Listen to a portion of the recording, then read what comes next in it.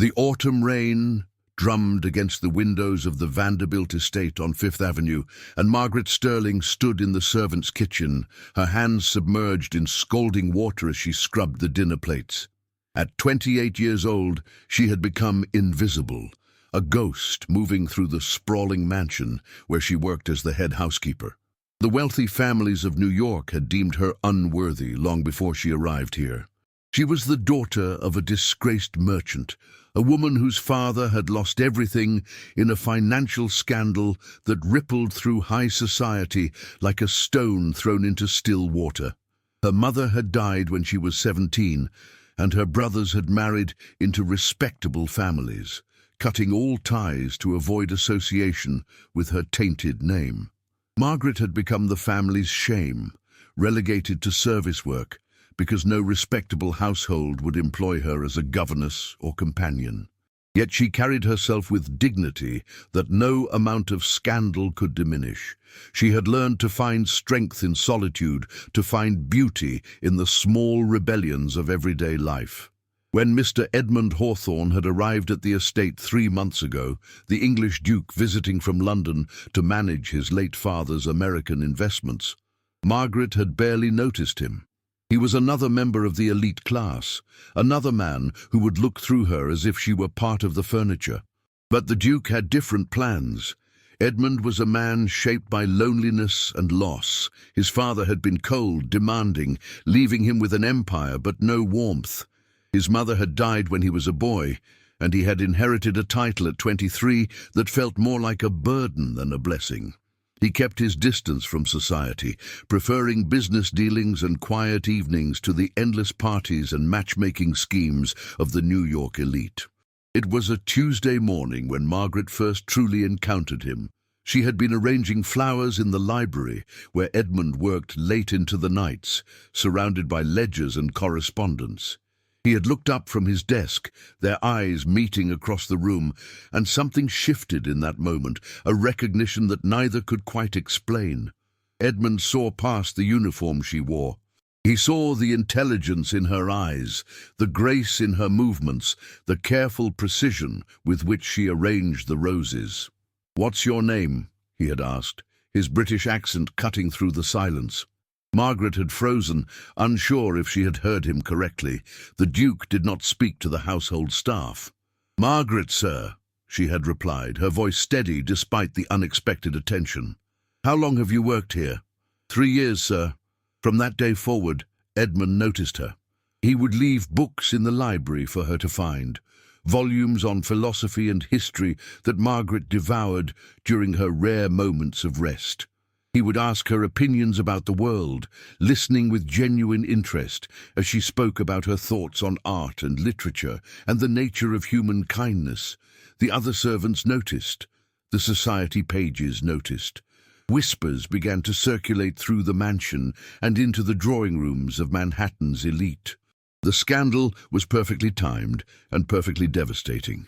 The letter arrived on a Monday morning, delivered by a courier to Edmund's study.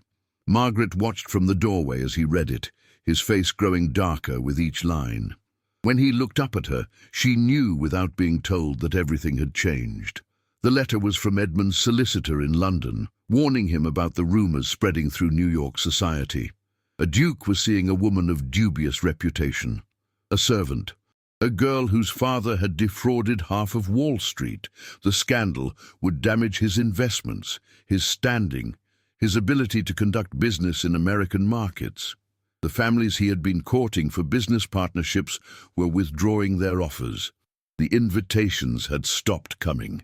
He was being ostracized for his association with her. Margaret felt the weight of it before Edmund even spoke.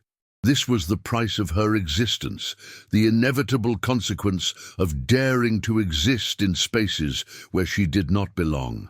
"I need to speak with you," Edmund said quietly, closing the study door behind her. They stood in the library where it had all begun, surrounded by the books that had become their bridge between two worlds. Edmund's jaw was clenched, his hands balled into fists at his sides. "I've received letters from London. The scandal is worse than I anticipated. My business interests are at risk. Families are refusing to meet with me." Margaret straightened her spine, drawing on years of practice in hiding her pain behind a composed exterior.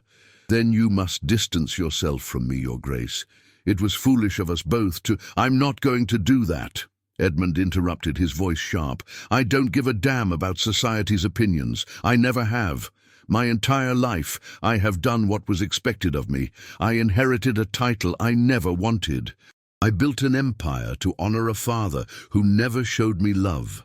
I have lived by their rules, and where has it gotten me? Alone, empty, pretending to care about things that mean nothing."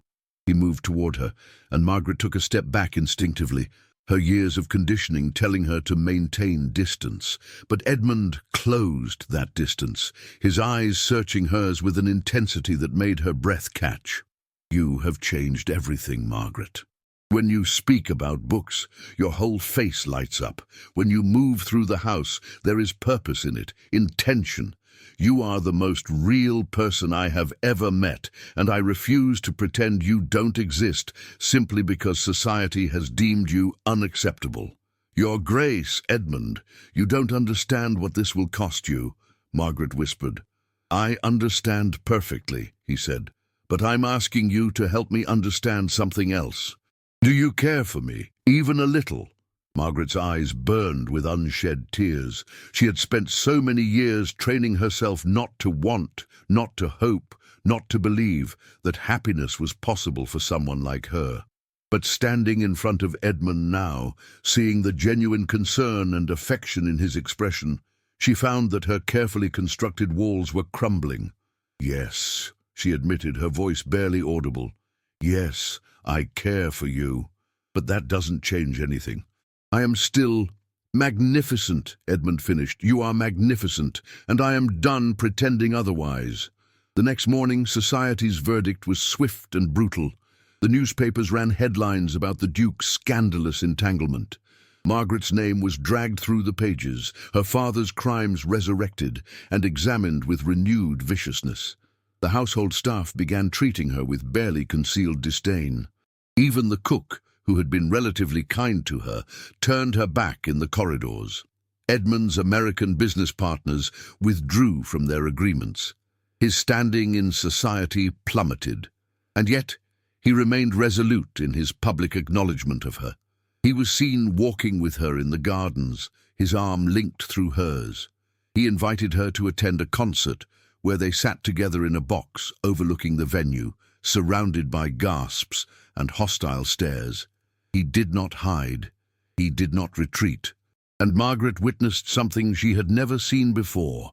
A man willing to sacrifice for her, willing to choose her over the comfortable life that society could offer him. 3 weeks after the scandal broke, Edmund received a visitor. The man was powerful in the way that only old money and political connections could make someone powerful. Theodore Ashford, one of the most influential businessmen in New York, and Margaret's uncle. He arrived on a grey morning when the rain fell in sheets, drumming against the windows with relentless fury. Edmund received him in the study, and Margaret, having been summoned by the butler, stood nearby as a servant should. But Theodore Ashford addressed Edmund directly, his voice carrying the weight of unspoken threats. "I have come to propose a solution to this situation," Theodore said, removing his coat with deliberate slowness. "A solution that benefits everyone." "I'm listening," Edmund replied, though his hand had instinctively moved to Margaret's shoulder, a gesture of protection that did not go unnoticed. "Margaret will leave this house. She will go to Boston, to an acquaintance of mine who runs a respectable boarding school. She will be employed as a teacher, she will be removed from society, and in time people will forget this unfortunate association. You, Your Grace, will remain here, continue your business, and in 6 months' time, when the scandal has faded, you will return to London, where your position and reputation will be restored." Theodore smiled, but it was the smile of a predator. "Or you can refuse, and I will ensure that Margaret never works again in this country. I will see to it that her name is so thoroughly destroyed that she cannot find employment as a cleaning woman. She will have nothing, no home, no income, no future. She will become a beggar in the streets. Edmund felt Margaret's hand grip his arm, her nails digging in with barely contained panic. He understood what was happening. This was power being wielded the way society had always wielded it, through control, through separation, through the threat of destitution. This was the system that had conspired to keep them apart, offering Edmund a chance to escape if he was willing to sacrifice Margaret entirely. For a moment, the temptation was there. He could choose the easy path. He could return to his estates in England, to his investments and his title, unburdened by scandal. And Margaret would survive, perhaps even build a new life in Boston, away from the ruins of reputation they had shared. Edmund looked at Theodore Ashford, at the man who embodied everything he despised about society. The casual cruelty, the manipulation, the assumption that human beings could be purchased and discarded like commodities. And then he looked at Margaret, whose eyes were wide with fear and a terrible resignation, as if she had always known this was coming, that she had always been too much of a burden. Edmund spoke quietly, but with absolute certainty. "No." Theodore's expression hardened. "I beg your pardon." "No," Edmund repeated. "I will not accept your offer. Margaret will not leave this house. And if you attempt to carry out your threats, I will use every resource at my disposal. And believe me, as a duke with connections to the British government, I have considerable resources to ensure that you face consequences for blackmail and conspiracy." Theodore stood, his face flushing with rage. "You are throwing away your life for a servant, a disgraced servant." "No," Edmund said, and in that moment his voice carried the full weight of his title and his conviction. "I am choosing the one person in this world who has treated me as a human being, rather than as a title or a bank account. Margaret is worth more than your entire family's fortune, and I will spend the rest of my life proving that to everyone in this city, if I have to." After Theodore left, Margaret collapsed into a chair, her body shaking with the release of tension and fear. Edmund knelt before her, taking her hands in his, and she saw tears streaming down his face. "Why did you do that?" she asked, her voice broken. "You could have sent me away. You could have saved yourself." "Because I love you," Edmund said simply. "I love you so much that I cannot imagine a version of my life where you are not in it. I don't care about society. I don't care about my investments or my reputation. I care about you. I care about your laugh and your brilliant mind and the way you find wonder in small things. You have made me feel alive, Margaret, and I will not let you go." The chapel stood on the grounds of Edmund's London estate, a small stone structure dating back to the 16th century.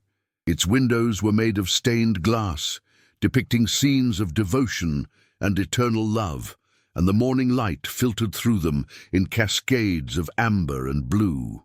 Margaret stood in the adjoining vestry, her hands trembling as she adjusted the ivory silk gown that Edmund had commissioned for her from the finest dressmaker in Paris. It was simple and elegant, no excessive ornamentation, no attempt to transform her into something she was not. The dress fit her perfectly, following the graceful lines of her figure, and when she looked at her reflection in the mirror, she barely recognized herself. She looked like a woman who belonged, like someone worthy of the life she was about to step into. The scandal had followed them across the Atlantic, but it had transformed during the journey, as scandals do when they travel far enough from their source. In London, Margaret was not the disgraced daughter of a ruined merchant. She was the American woman who had captured the heart of one of England's most eligible dukes. The story had romantic elements that appealed to the British sensibility. There was drama, there was defiance of convention, and there was the promise of redemption. Society was beginning to accept it, or at least society's upper echelons were beginning to accept it. The letters of congratulation had poured in, carefully worded, delicately phrased, but ultimately welcoming. Edmund's mother had written from Italy, where she had retired years ago after her second marriage.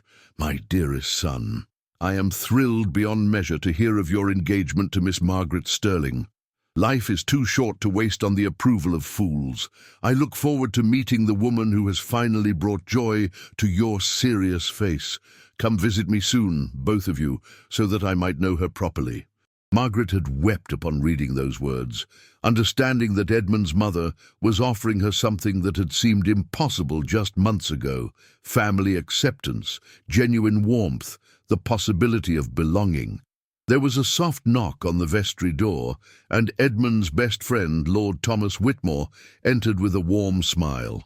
Thomas was a good man, the sort who was kind, not out of obligation, but out of genuine disposition. He had stood by Edmund throughout the scandal, refusing to distance himself despite the pressure from other members of the aristocracy. "It's time," Thomas said gently. "Edmund is waiting.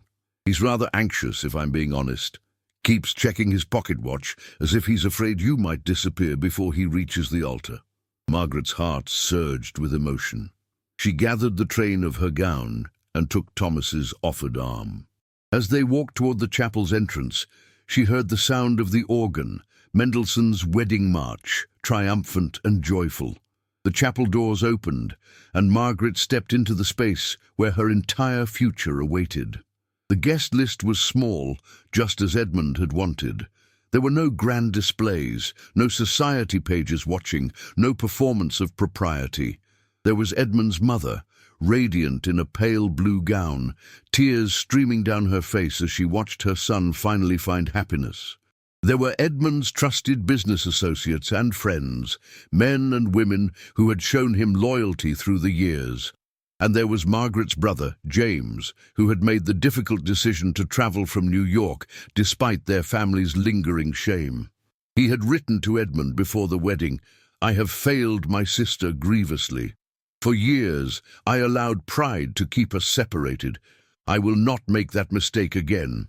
If you can see Margaret's worth when the world has turned its back on her, then the least I can do is stand beside her on this day and tell the world that she is my sister, and I am proud of her." But Edmund was all that mattered. He stood at the altar in his formal mourning coat, his expression transformed. The serious, guarded man that Margaret had first encountered in the Vanderbilt Library was gone, replaced by someone radiant with joy. When their eyes met, he smiled, and in that smile Margaret saw the future, a future where she was wanted, cherished, seen for exactly who she was. The vicar conducted the ceremony with quiet dignity. Edmund spoke his vows in a voice that carried throughout the small chapel. "Margaret, you have shown me what it means to truly live.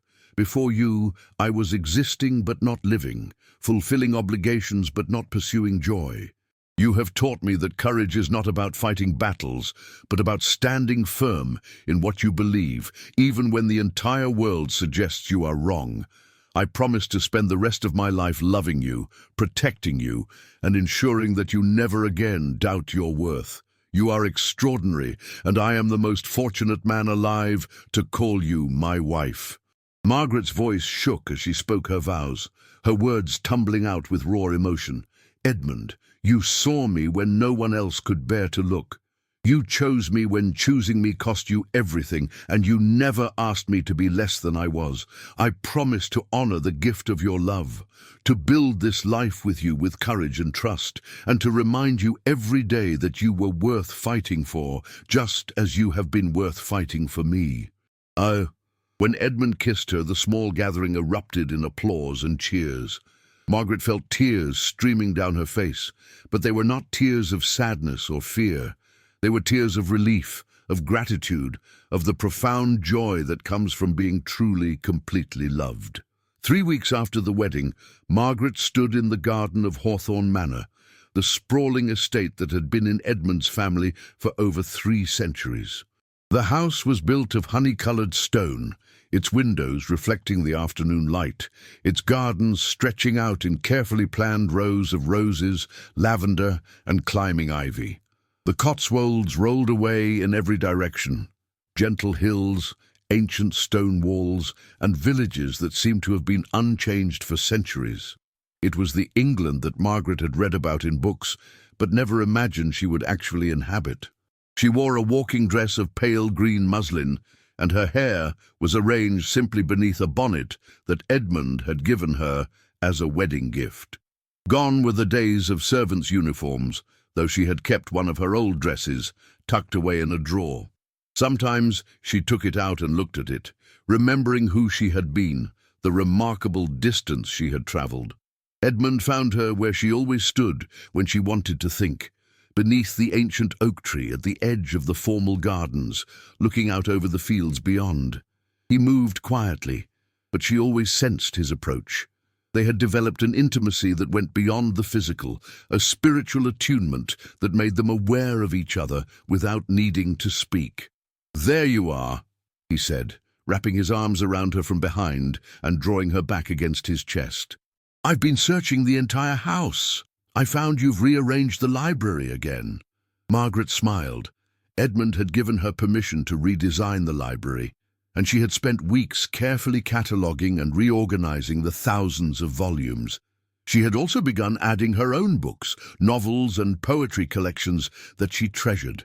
The library was becoming a reflection of both of them, a space where their minds could intertwine. "I hope you don't mind," she said, turning in his arms to face him.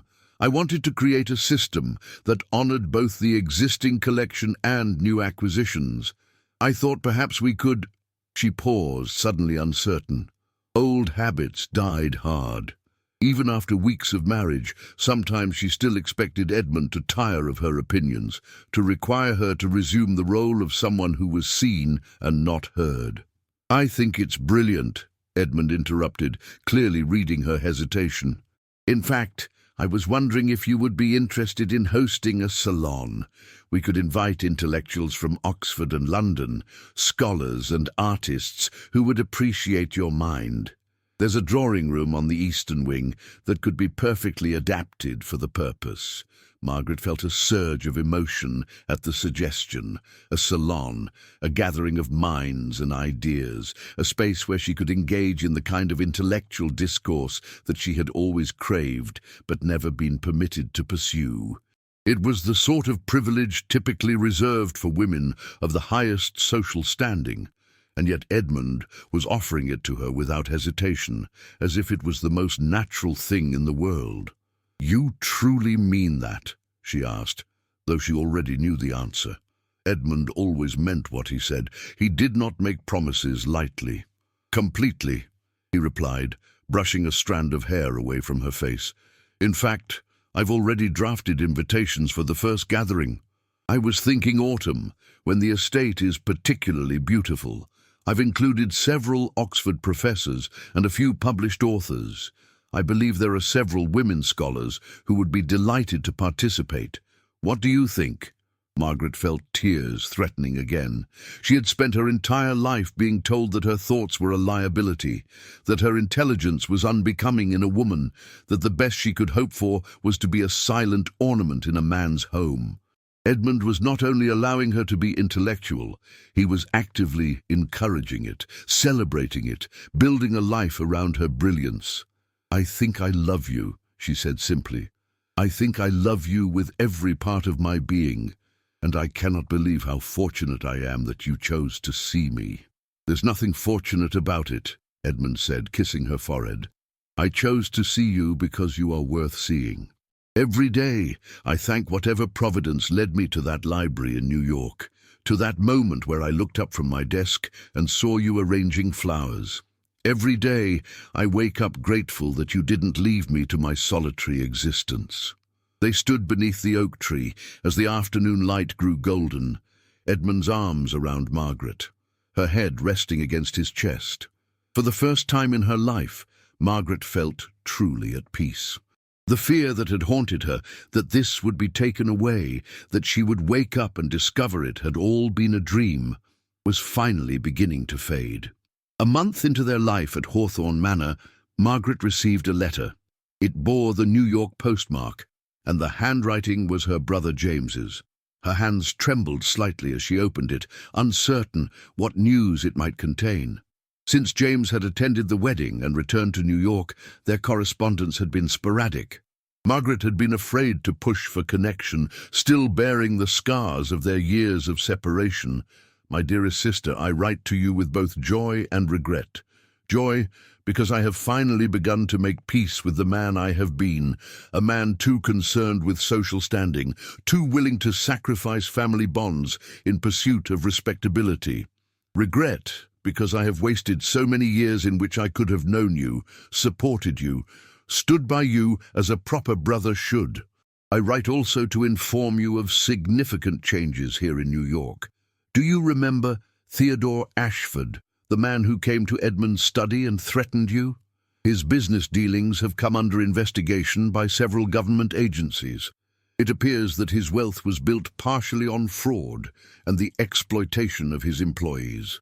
His reputation is in tatters, and he has retreated from society entirely.